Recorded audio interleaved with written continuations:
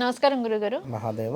గురుగారు, ఈ సంవత్సరంలోని పెళ్లిళ్ళ ముహూర్తాలు విపరీతంగా ఉన్నాయని చెప్పేసని మనకు సోషల్ మీడియాలోని అక్కడిక్కడ మనం చూస్తూనే ఉన్నాం, వింటూనే ఉన్నాం. పెళ్లిళ్ళ ముహూర్తాలు బాగున్నాయి కదా అని చెప్పేసని పెళ్లి చేసుకోవాలనుకునే వాళ్ళు త్వరగా సంబంధాలు చూసుకోవడం, త్వరగా కుదుర్చుకోవడం ఇలాంటివన్నీ చేస్తూ ఉంటారు కదా గురుగారు. మరి పెళ్లి ముహూర్తం అంటే పెళ్ళిళ్ళు చేసుకోవాలంటే ఏ నక్షత్రం వారు, ఏ నక్షత్రం వారిని చేసుకోకూడదు అంటారు? ఇలా ఏమైనా ఉంటుందంటారా? దీనికి కొంచెం వివరణ ఇస్తారా మరి? తప్పకుండా ఉంటుంది ఖచ్చితంగా. ఎవరైతే ద్వాదశ రాశులు ఉంటవి, అయితే నక్షత్రాలు ఎందుకు చెప్తున్నాను అంటే ఇక్కడ నక్షత్రాలను బట్టే చూస్తారు వివాహం కుదురుతుంది. వివాహాలకు సంబంధించి ఈ నక్షత్రం ఆ నక్షత్రం బట్టే తారాబలం కానీ, ఈ నక్షత్రం ఉన్ను ఆ నక్షత్రం బట్టే మనకు వర్గు కానీ, రాశి కూటములు కానీ ఇవన్నీ కూడా చూసే పద్ధతి నక్షత్రాన్ని బట్టి, రాశులను బట్టి ఉండదు.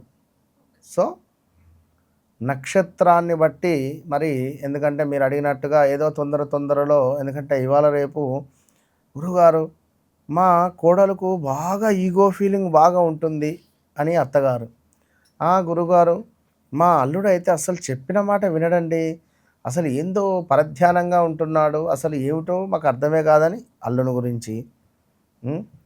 ఇక్కడ ఇద్దరు ఇప్పుడు 1వ తారీఖు జన్మించినటువంటి వారు 8వ తారీఖులో జన్మించినటువంటి వారిని వివాహం చేసుకుంటే పెద్ద మైనస్.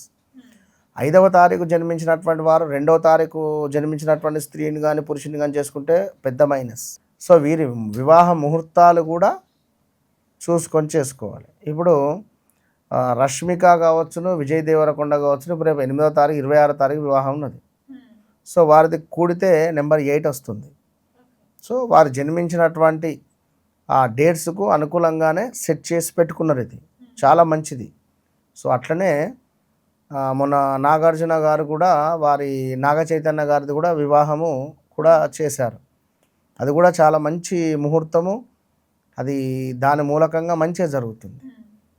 సో ఏది ఏమైనప్పటికీ కూడా ఈ నక్షత్రాలను ఏ నక్షత్రం వారు ఏ నక్షత్రం వారిని వివాహం చేసుకోవాలి చేసుకోవద్దు అంటే, ముందుగా పరస్పరము వైరము ఉండేటువంటి నక్షత్రాలని చెప్తా.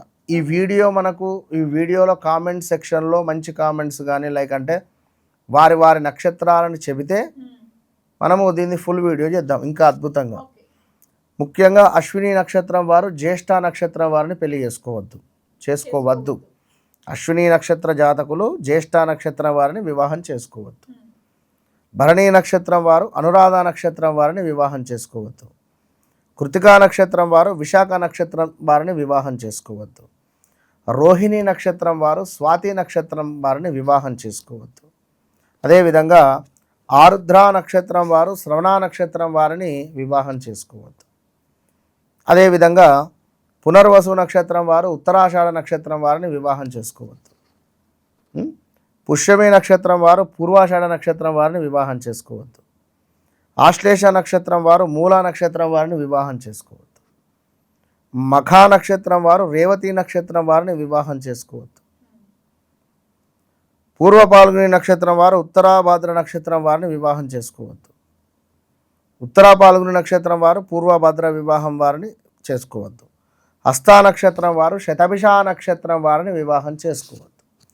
మరి వివాహం చేసుకోవడం ద్వారా ఏం జరుగుతుందంటే మానసిక బాధ ఉంటుంది, ఎదుగుదల ఉండదు.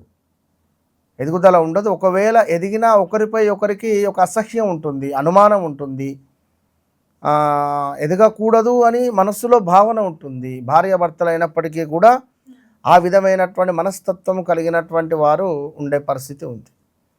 కనుక ఈ నక్షత్రాల వారు 1కి 2 సార్లు ఒకవేళ వివాహం జరిగింది అనుకుంటే నాకు కామెంట్ చేయండి, మరి పరిష్కారం ఏమిటి అనేది చూద్దాం.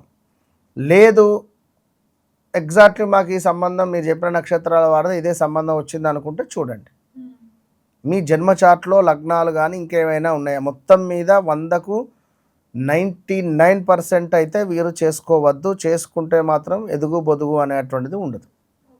ఓకే గురుగారు, ఏ నక్షత్రం వారు ఏ నక్షత్రం వారిని పెళ్లి చేసుకోకూడదు అనేది అయితే ఈ వీడియోలో మాకు చెప్పారు. నమస్కారం గురుగారు. మహాదేవ శ్రీమాత్రే నమః.